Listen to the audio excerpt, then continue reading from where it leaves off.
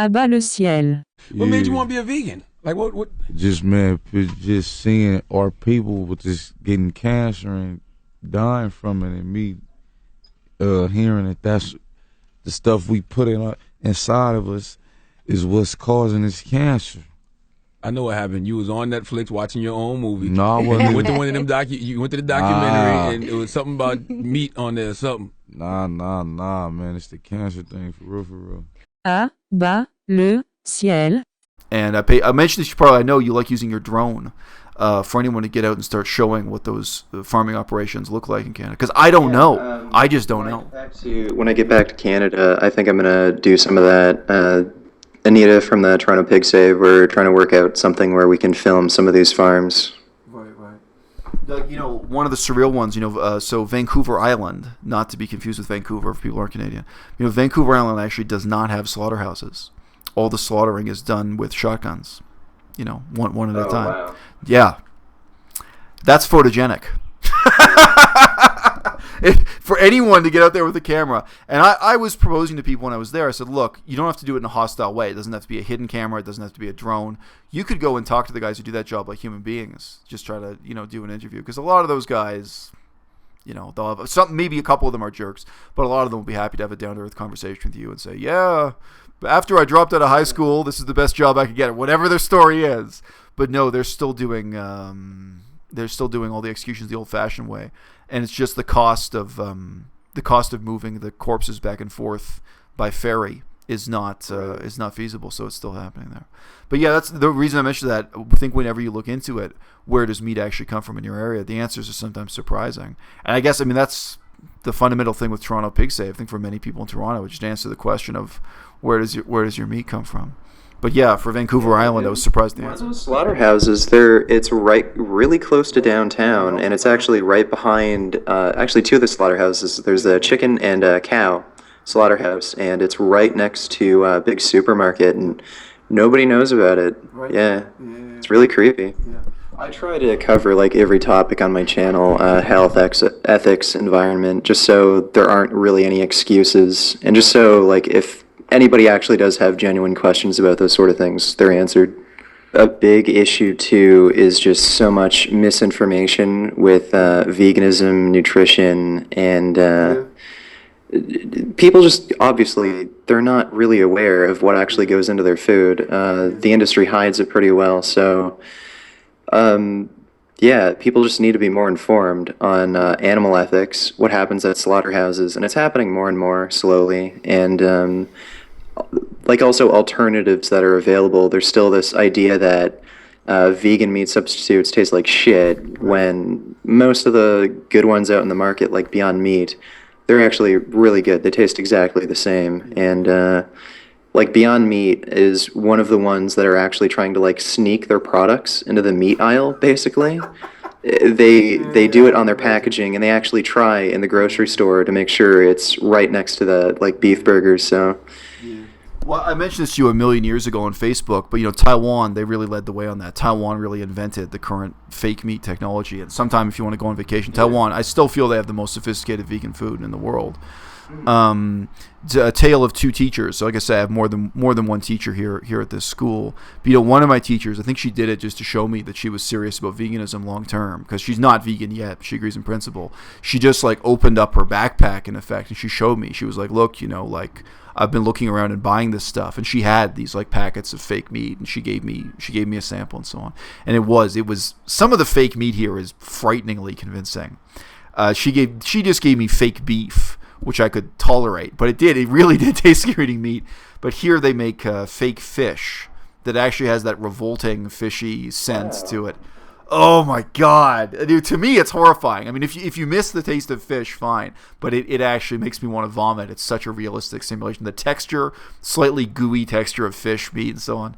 Woo! That was weird. Yeah, no, but they put skin on it. The fish has fish skin, and holy crap. So anyway, yeah, no, but really Taiwan led the way in that, and obviously there's a connection between China and Taiwan, so they're catching up here pretty quickly.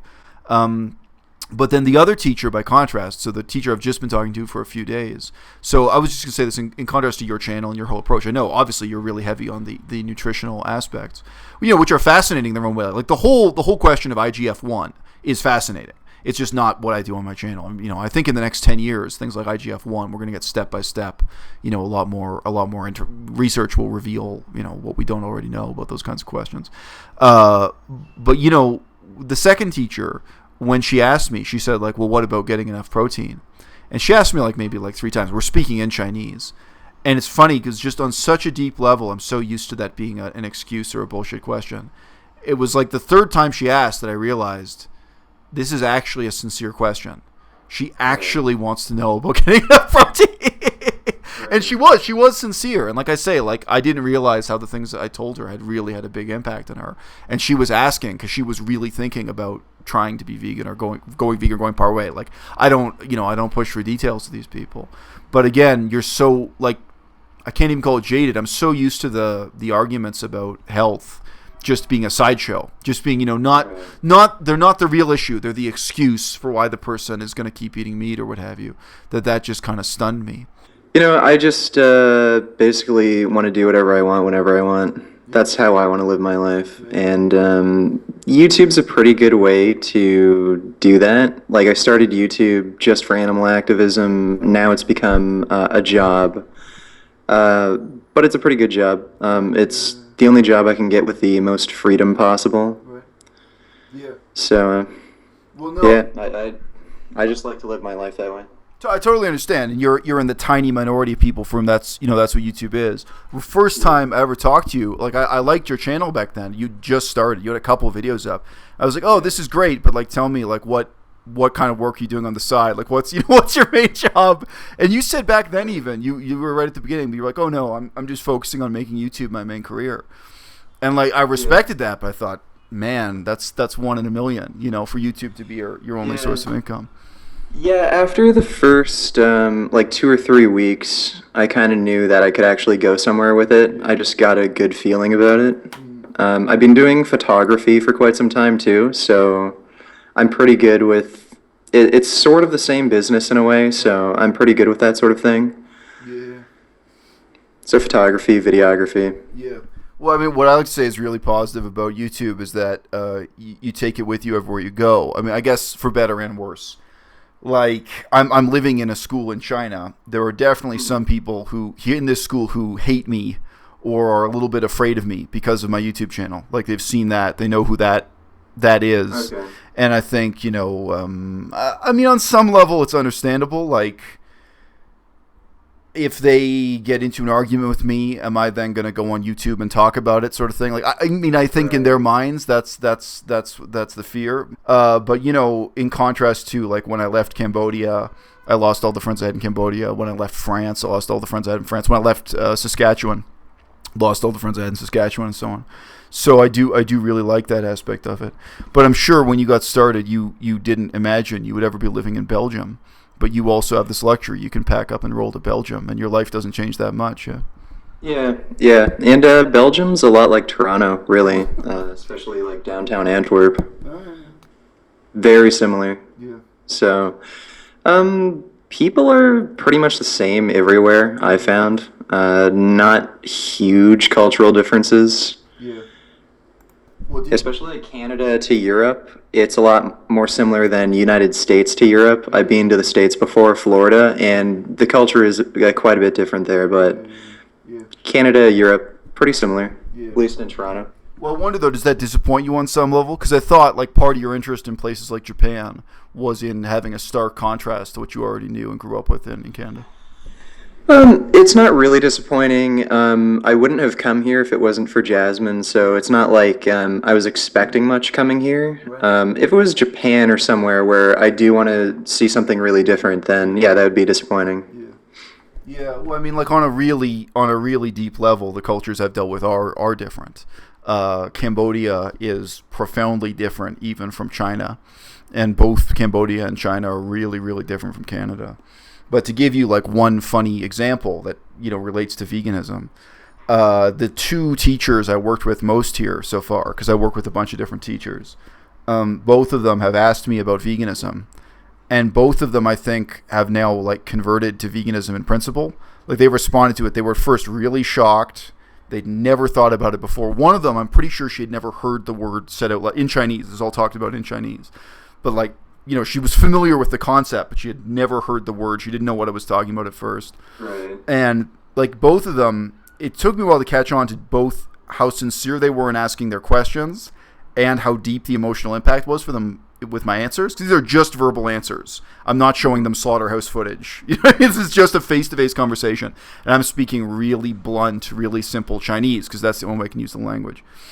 And like by contrast, in Cambodia, you really met people whose response to the whole thing of veganism and vegetarianism was refusing to even eat a single meal, vegan. Like they wouldn't sit like with you like it was with me. They wouldn't sit in a restaurant with you and eat one meal vegan, regarding the idea of not eating meat as just being like a humiliation, because eating meat is such an important aspect of wealth, of showing that you have money, showing that you have luxury and so on. And obviously you can literally ride a boat from this part of China to Cambodia. Like there's a river that connects them. You don't even need to go to the ocean. The geographic distance is nothing, but the cultural differences, in every way can be so deep. And of course, that's also, the language differences are extremely deep also. So I've dealt with a lot of that. And I mean, like, so honestly, obviously I've also studied European languages and lived in Europe. Probably like within Canada, if you hang out with Cree people who have really grown up in a Cree environment with Cree as their language and Cree as their culture, probably the difference between Cree people and white Canadians, that's probably a bigger difference than the difference between white Canadians and white people in Belgium or what have you. Like, so you can have huge cultural gaps that are obviously not really geographic. Yeah, I know one Cree person. She was at I think it was a Direct Action Everywhere event where, it was like some protest and she was there.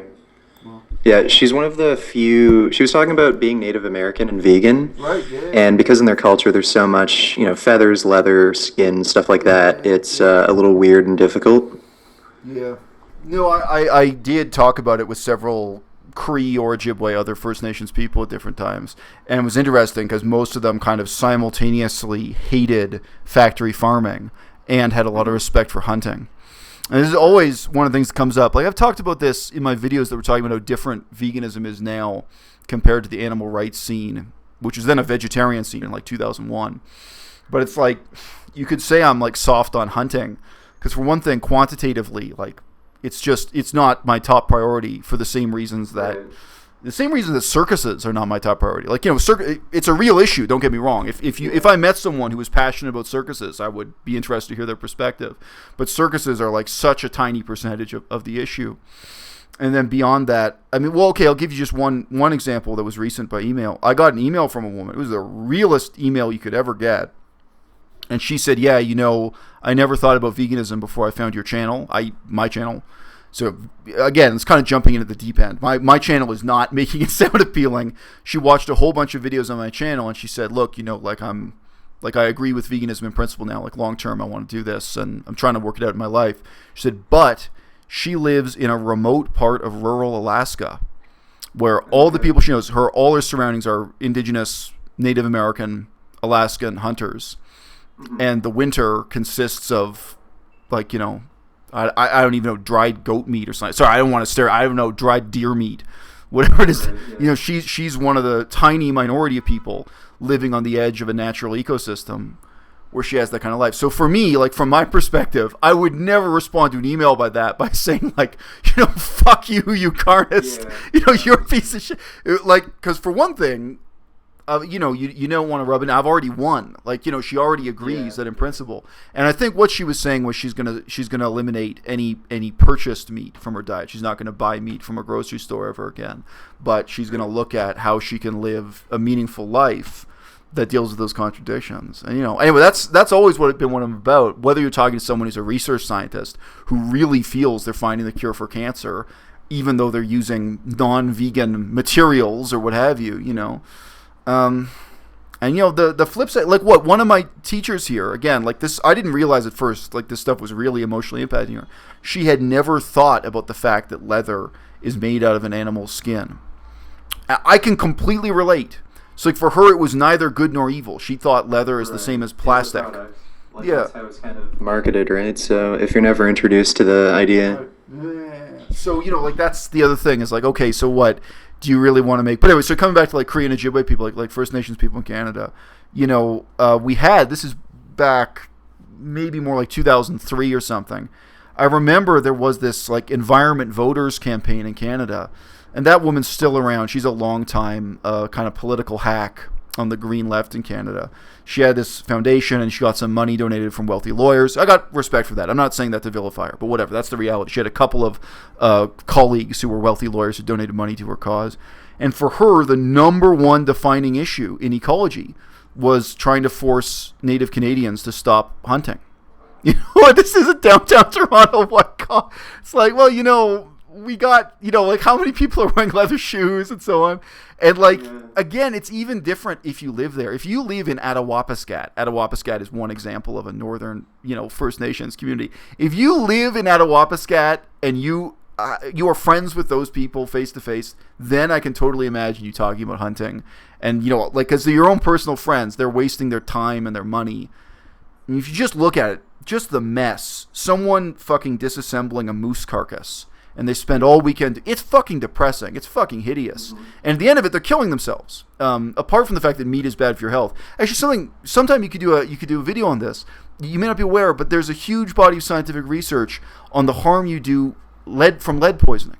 That when you eat hunted meat, the bullets directly, and there's also an indirect ecosystem effect, that our First Nations can, they have massive lead poisoning problems. So anyway, they're getting lead poisoning from eating this. It's really interesting, because there's a knock-on ecosystem effect where the bullet fragments, etc., they stay in the ecosystem, so they stay like the surface layer of the grass, etc., in the forest that the deer are eating, and they stay. Switch to copper ammunition. Right. Yeah. Anyway, I know there's been a non-lead ammunition movement on firing ranges and so on, but this is more of a over decades in a shallow ecosystem like that. Because northern Canada, this is not the jungle of Cambodia. You know what I mean? It's a really shallow ecosystem. But anyway, so they're killing themselves with lead poisoning, apart from all the negative effects of the meat-heavy diet, et cetera, et cetera. Sure, if you live there and that's your community, that's one thing. But to me, I remember I talked to her directly. I talked to that woman. This is before the internet was very powerful. But I sent her email, and then we had a phone call. And it was like, what sense does this make? And how can I commit my time and money when, you're making the cornerstone of ecology in the 21st century? Basically shaming, like some of the poorest, most marginal people in Canada. So, anyway, and still, because I did work on First Nations languages, I've known, like most white people never really meet or talk to many First Nations people in their whole lives. Like, I appreciate that. Like, it's just something distant and unreal. But I can imagine, like, if I had stayed on that path, that it would be something I talked about with people. But still, those questions of priority are really tough.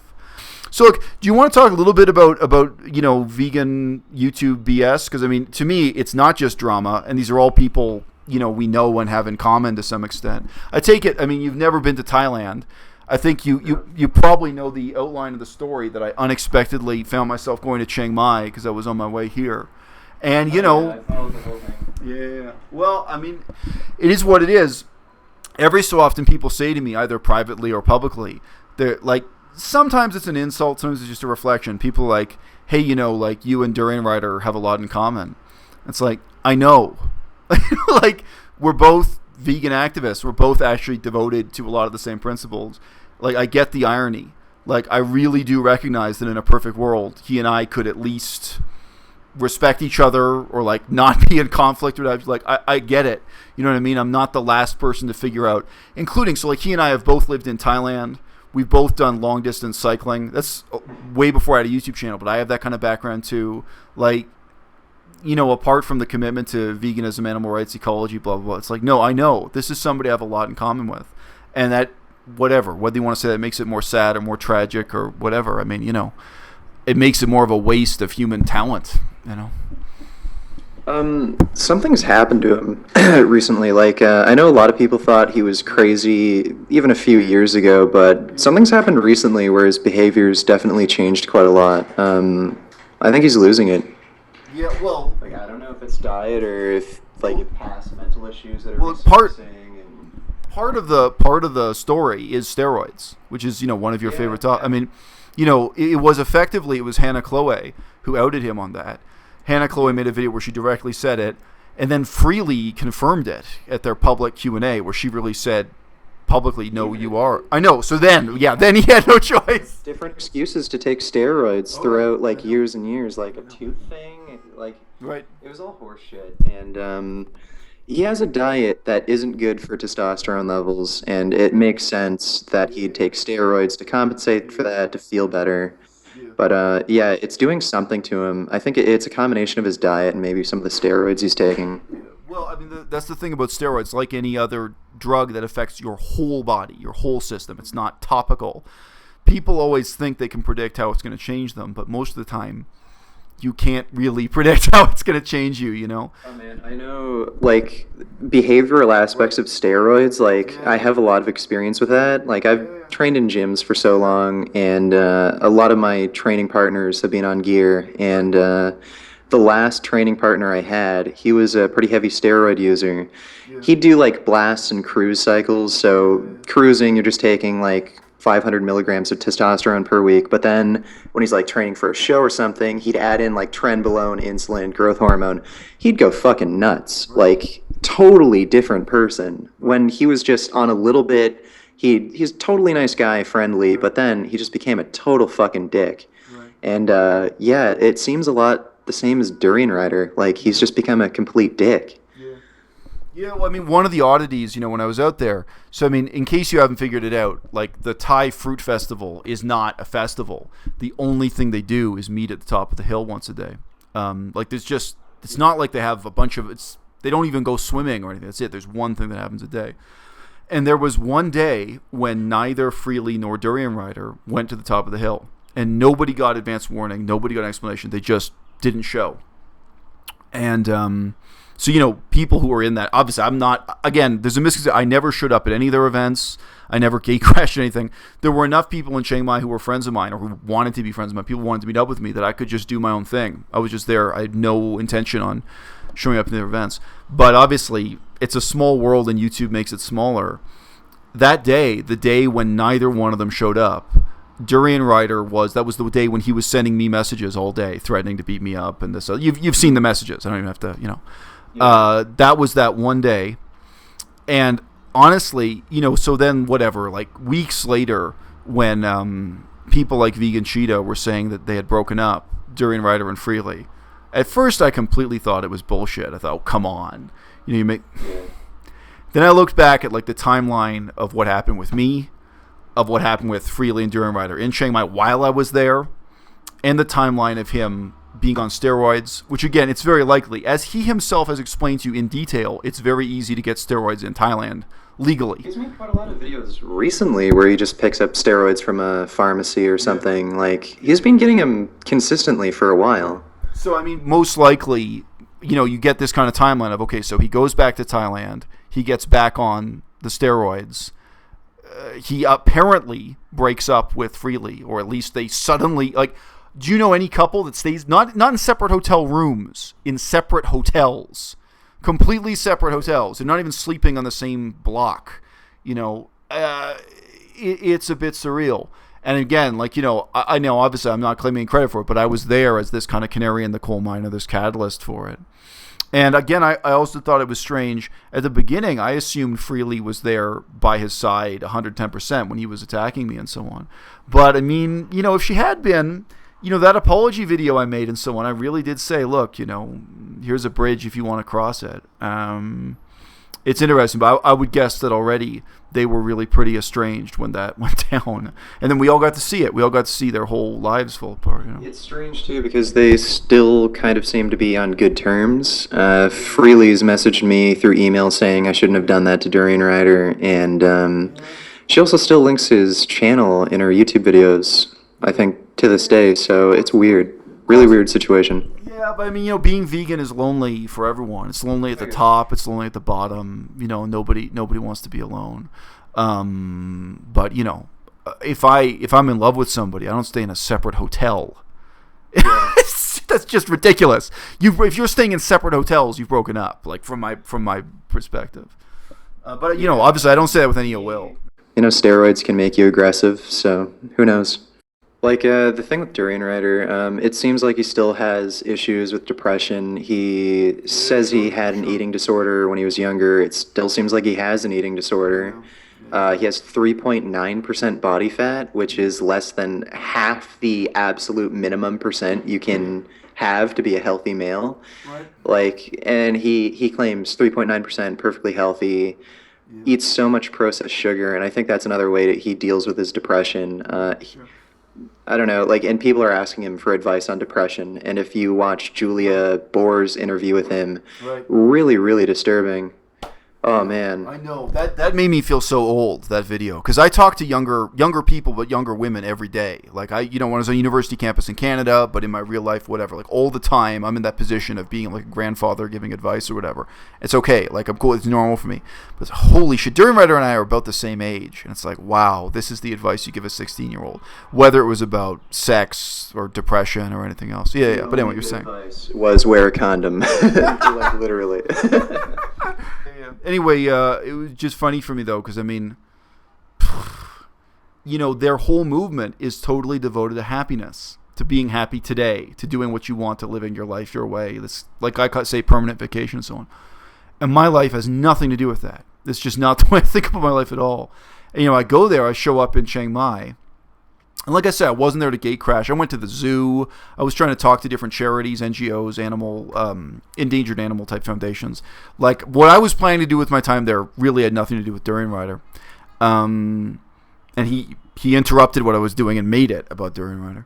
But, it's just so weird for me because I'm meeting all these people who are just there to be happy. They're just there to have a good time. And none of them are happy. And none of them are having a good time. And all of them are walking around with their faces in their hands saying, is this who we really are? Is this what it's come to? Because it's shocking.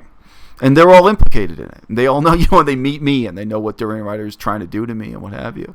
And they know he's done it before. And maybe in their minds they made excuses, before when it was someone they didn't really know or someone, whatever the story was. And it's like, no, this is really it. This is your vacation, Anyway. And my life's wonderful by contrast. À-bas-le-ciel. How do the guys react when you confronted them? As they should. Took a few steps back? A little more than a few steps.